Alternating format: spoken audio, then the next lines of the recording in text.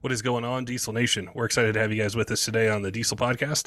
Today I'm going to be chatting with Kyle. He works at a diesel shop in Texas, and if you've been a long-time listener of the podcast, you'll remember an episode we did with him a long time ago about an LML build. It was a really cool truck that he had built for himself. Well, now he's going to tell us about another one, and this is a completely custom LML build that him and his company did for a customer there.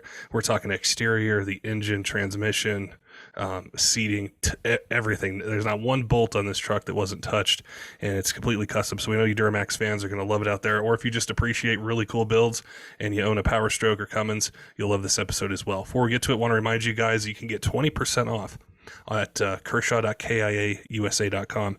We really appreciate our friends over there for offering this discount. It's exclusive. It's just for Diesel Podcast listeners, and they have a ton of different choices. So no matter what your budget is, if you need something for hunting, fishing, at work, EDC, they've got pretty much anything to meet any budget. So make sure if you're in the market, take advantage of this exclusive discount code that our friends from Kershaw have provided. Also, if you're listening on YouTube, make sure and hit subscribe, like, comment, help other Duramax fans find this episode and be able to plan out their build or get help with a question or something like that. It helps us a tremendous amount when you guys like and comment and subscribe on YouTube. All right, let's get to today's podcast with Kyle and talking about this custom LML build. Kyle, welcome to the Diesel Podcast. I'm excited to chat with you today and talk about a really cool Duramax build that you just wrapped up. And some of our longtime listeners will remember you on a few years back talking about another one. So it's always good to follow guest builds and see what they work on. So excited to have you back on. Yeah, appreciate you having me, Patrick, and it's good to be back, man.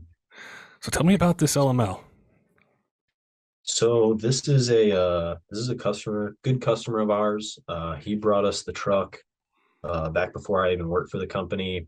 I want to say the truck had like 500 miles on it and had a baby blue paint job. He brought it to my boss. He did just a light, small compound kit, built trans and a CP3 conversion back in the day with like a lift kit. And the guy drove the truck around for, probably 4 or 5 years. And kind of got tired of 700 and something horsepower and said, I want to go wild with it. So he brought it back in and, originally it just started out as supposed to be getting built motor, go back through the trans to upgrade it to handle the other horsepower that it was going to be having. And of course, one thing leads to another from built motor and trans to, let's do a color swap. And let's do wide body, let's do custom interior, custom chassis. So we legitimately have touched every nut and bolt on this truck. Wow, that's a lot of work. Yeah. With the, I guess we could start on the power side. So for the power number that he wanted to be at, what kind of upgrades did you need to do to the engine itself to be able to reliably handle however much power he was aiming for? So the engine that we put in the truck originally was built for my boss's race truck, which kind of got put on the back burner with the business. But it's a stock LML block, and it's got a Callie's Ultra Billet crankshaft, which I don't believe they make anymore. It's got Crowler rods, Ross forged pistons, so bottom end's all billet, anything you can get, girdle on the bottom end, and then it's got custom set of heads on it to flow more air through them, oversized valves, everything throughout the valve train's all aftermarket. The only thing I think that's stock left in that motor is the block. So it's everything that you can touch. It's got dampers, billet flex plate, all ARP hardware on it. So it's as built as you can go with an engine without going with like an aftermarket billet block, because the guy still wants to drive it on the street. So it's still a wet block, which is kind of our limiting factor on horsepower, because we've got enough fuel and air on board for well into the 2000s. Wow. So it's a full build then. It's full on. game Oh time. yeah, it's we definitely got a little out of hand with this one. Um, like I said, everything on it's just kind of over the top. With the transmission side, how much did you guys have to do there, or what did you guys look to do to be able to handle, say, either that max power level, or if it's going to be driven and things like that, just to give them a solid setup for the transmission. So we did an in-house build. This is more of our comp style build. I want to say we're running Alto G3 clutches throughout, spec'd out to what we spec out our transmissions. Did our in-house C3 oiling kit, and then I want to say it's got a Gorin AR converter with like a 3000 stall, somewhere in that range. I don't remember exactly on the converter. Uh, and then we get a bunch of parts from Excalibur transmissions, bunch of input, billet input, billet intermediate, billet output, uh, planets, planetary gears, sun gears, all that stuff's billet in it, just because the kind of numbers that we were planning on making with this truck. I don't know how official it is, but the truck made 1620 uh, on a dyno. So I think that is the highest horsepower LML right now. But and that was at 4200 RPM, I believe. And when we took it to another tuner that's pretty well known guy, he had to basically rewrite the mapping on the fuel scaling and all that stuff to be able to run the truck up to 5000 plus RPM. And we hadn't actually put it on the dyno with it being able to turn those kind of RPMs, but I would imagine it's 1600, probably 1700 now. So Wow, this is a pretty in-depth build. With I just saw the pictures and I thought, oh well, yeah. they had the cab off, the bed off, it everything looked immaculate on the frame. I didn't know all the details about the power and being able to support that. So it's cool to see that engine and specifically that truck be able to do this. Now with the truck owner, when he came to you guys, I like to ask this question because if somebody hasn't built a truck like that, they think, I want 1500, I want 2000, I want 2500, but do they really need it? So how did that conversation go with him as far as talking about power numbers, some limitations that it's just going to have just because of how powerful it is? And was he just give me the most I can, or how did that whole process go? So this guy, he's not new to hot rods and diesel pickup trucks by any means. He's got a couple Lamborghinis, he's got a McLaren, stuff like that, some other older hot rods, and so he's definitely not new to horsepower and going fast. Um, and he just kind of let us do what we wanted to as far as the powertrain stuff, and then he kind of just put his input as far as what color for the paint on the truck, and just kind of let us have some creative free will, if you will. It's been a theme on the podcast before, is when you find a company, no matter what part they make or if it's a full build, is trusting the people who do it all the time and just kind of telling them what you want, but then letting them work their magic on it. Yeah, for sure.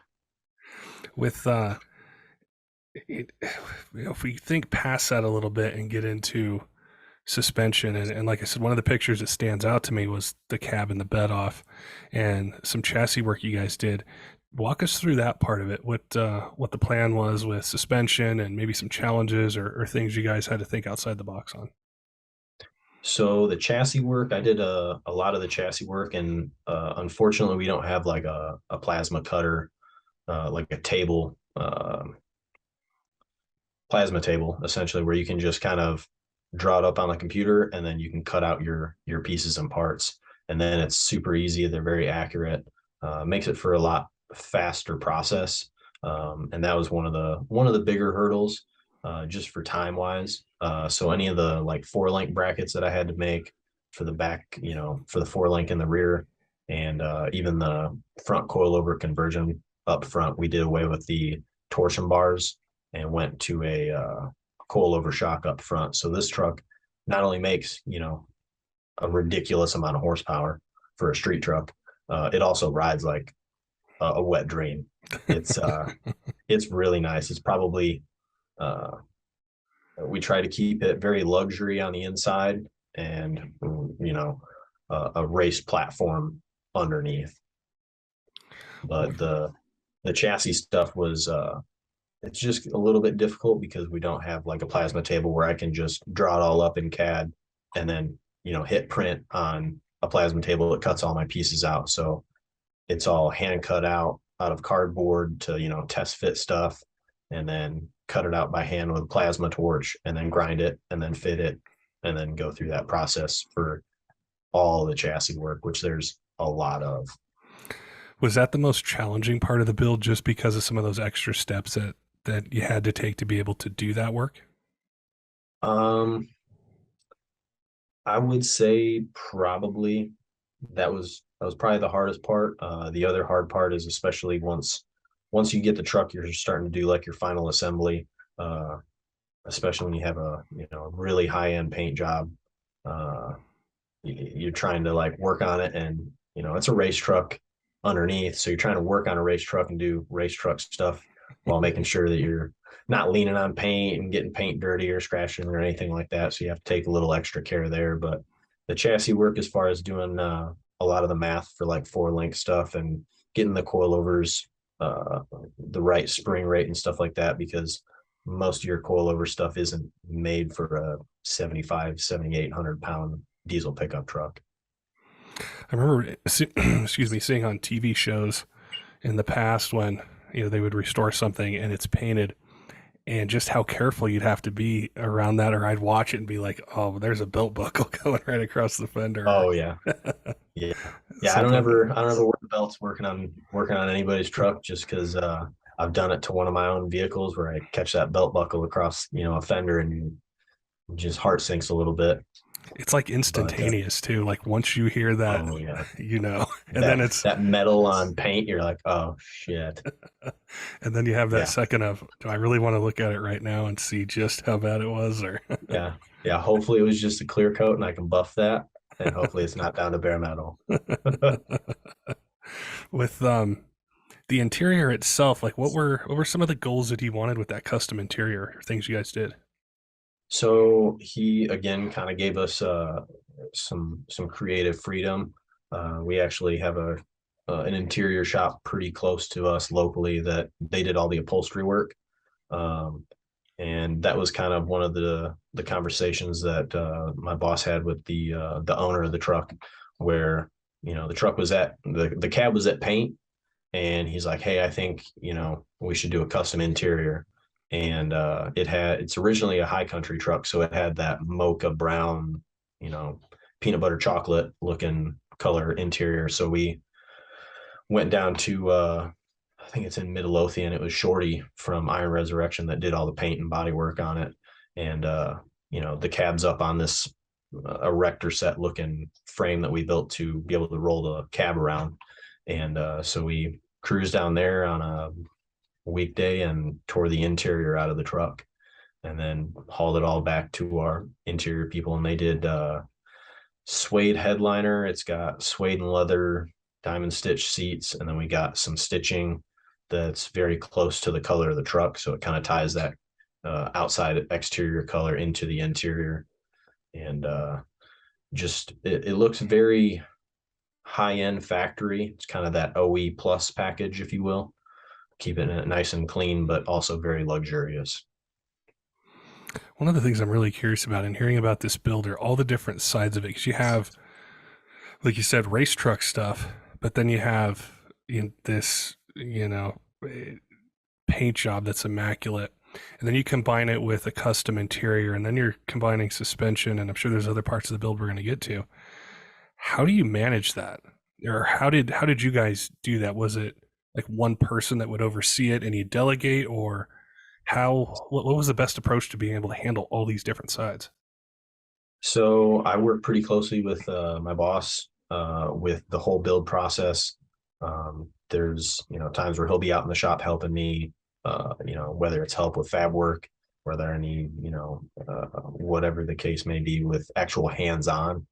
Um, And then obviously there's like paint and body stuff we outsource, and then the interior stuff, the upholstery work we outsource. Um, but typically we kind of got a general idea of what we wanted to do for the build, where we wanted to do wide body fenders, the color of the paint, wheel and tire package, brakes, kind of get a list of parts and uh, kind of the direction of the build that we want to go with it.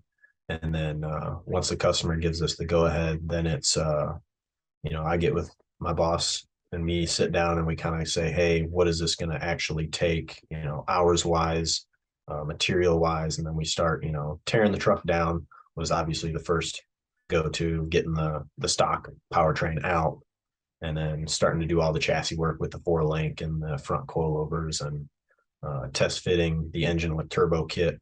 So that way there's clearance between, the top of the coilover tower and the bottom of the turbos. And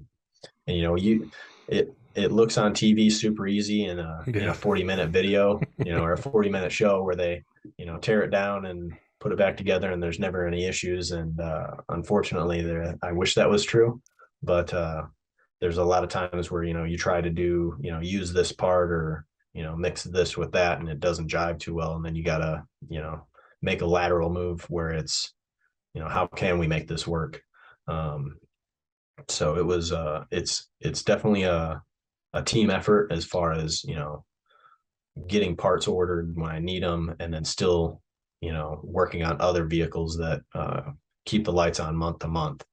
But I've got a couple different notebooks that I keep just for regular jobs,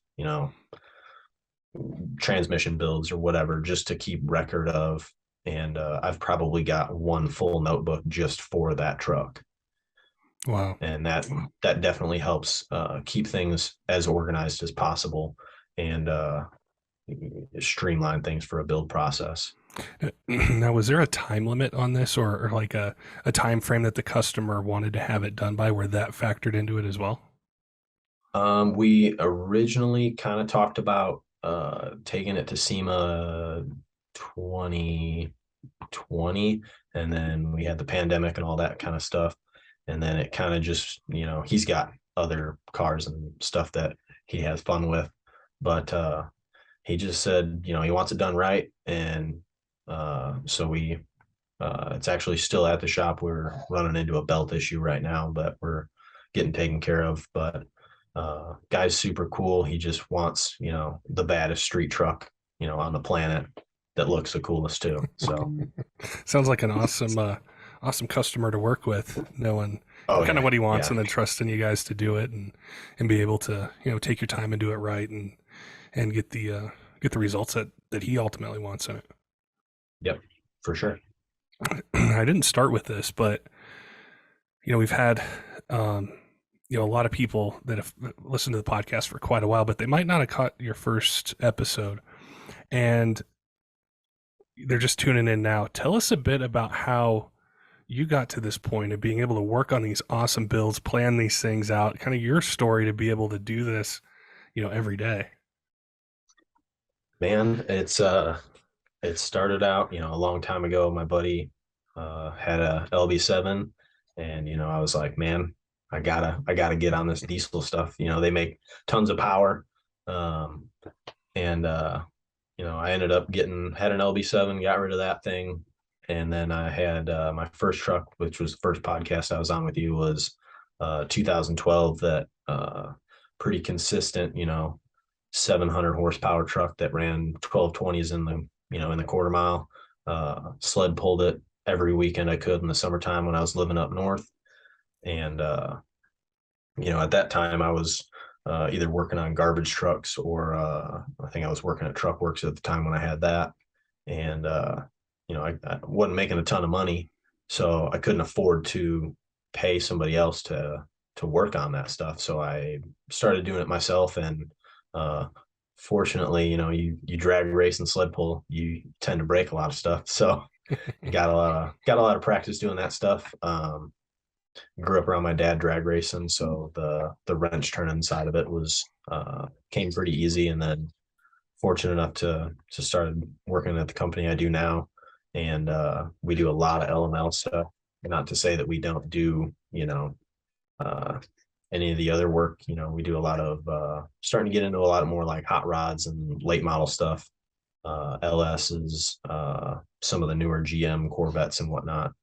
But I ended up getting rid of that 2012 with a hood stack, and then I had my single cab that I actually sold before SEMA this last year that had a hood stack on it, and it was cruising around at mid 700s. And yeah, man, it's not that hard, especially if you're passionate about something and you can kind of turn it into a career and you're real hungry for knowledge. I think that's kind of how I've acquired the skills and abilities, is because I want to know more than the next guy, or uh, whatever the case is. But and then also having the resources at hand where I can be taught, and the people that have the actual knowledge to teach me, and wanting to retain that knowledge and then use it, not just to work on my own stuff, but to help build cool stuff like this truck that we built. What would be a tip that you would give somebody who is thinking about this as a career, as to finding people who are willing to teach or want to teach or can be a resource? Because I think that can be a tough thing. And we see it in performance, like, well, what's done to that transmission? Oh, it's got the secret stuff in it. Or would you do that engine? Oh, Yeah. it's so. How do you find those guys?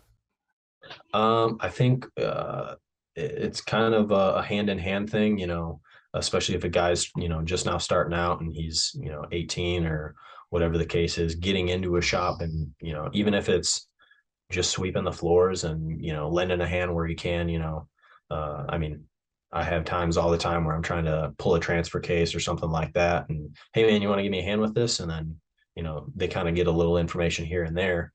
And, and then once you've started building a skill set and you're getting familiar with stuff, and then you start to either work for a company that has a good reputation, or you build your own reputation where you do good solid work. We've got a handful of guys that we can reach out to, whether it's GoRen guys, SNS, any of the bigger name guys that are specialized in SNS. Those guys are dialed in with the fuel system. We had turbo setups that we were going to want to use, so they paired up the fuel system with that air setup for the powered numbers that we were looking at. And it's the guys that want to keep all the information to themselves typically will kind of plateau as far as their knowledge and skill set, whereas you can I get to a level of, you don't want to share everything that because then everybody can go out and do it themselves, and that kind of takes away some of your work.